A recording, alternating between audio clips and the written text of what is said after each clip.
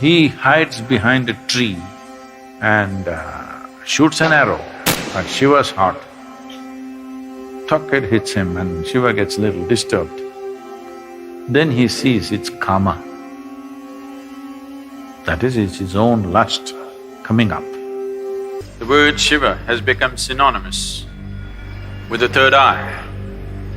The third eye, what it means is, these two eyes are to look outside. These two eyes are capable of showing you the physicality of the existence. These two eyes can only perceive that which is physical. The third eye is an inward-focused eye. It's not going to open up upon your forehead. The third eye is an inward-looking eye. But you have heard stories, Shiva opened his eyes and he burnt kama. In India, there is a god of love and lust called kama. Kama means lust, which you don't like to face it head-on, so you make it love.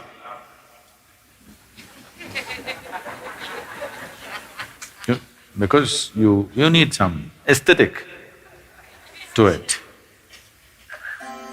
So, then he opened up his third eye, a fiery eye, and burnt kama. He was hiding behind a tree, but he was burnt into ashes. Then Shiva took the ashes of this burnt kama and smeared himself. That I have put these things to rest for good. That is the general story told to the people. But you tell me, your lust arises within you or behind the tree? No, you may go behind the tree, that's another matter.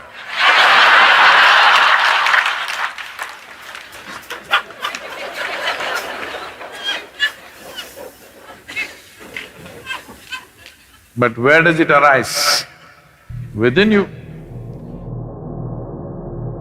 Desire is not hanging outside. It is not because a beautiful woman or a beautiful man is sitting there, your desire comes. Because the desire, the kama is within you. So he opened his third eye and burned the kama within himself, not the one who is standing outside. Because he never ever stood outside. Please look at this and see. Your lustfulness, your desiring nature never ever stood outside, it only stood inside. So he opened his third eye, not this way, inward. Then he saw this lustfulness, which essentially means that some aspects are built into you which makes you feel incomplete. So you think you will find completion only by going towards something or somebody. Lust is not just about opposite sex, shopping is lust. Because you have to go towards something, only then life will be complete. Every desire is lust, because without that I cannot exist.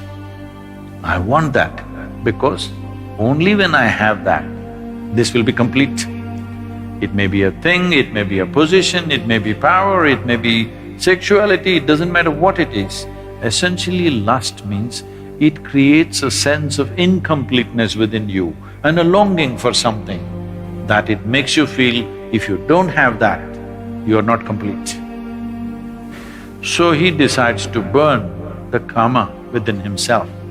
He burned the kama and then instead of sweat, ash oozed out of the pores of his body. This is the yogic story. The common story told to the public is he was hiding behind the tree and he burnt him, opened his eyes and burnt him, and then he took that ash and smeared himself.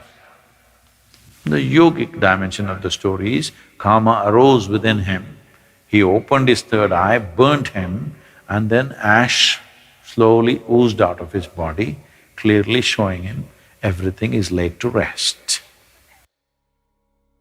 Everything that you know as yourself should die.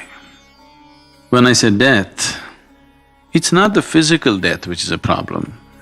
The question is losing everything that you know as myself right now, your personality, your identity. Once you learn to be an individual beyond physiological and psychological formats, that means you're for good.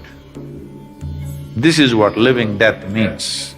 So if you know how to be an individual still, without physiological and psychological format, you are a living death. If you're a living death, you are eternal in your existence. It is time that you become living death so that you live eternally.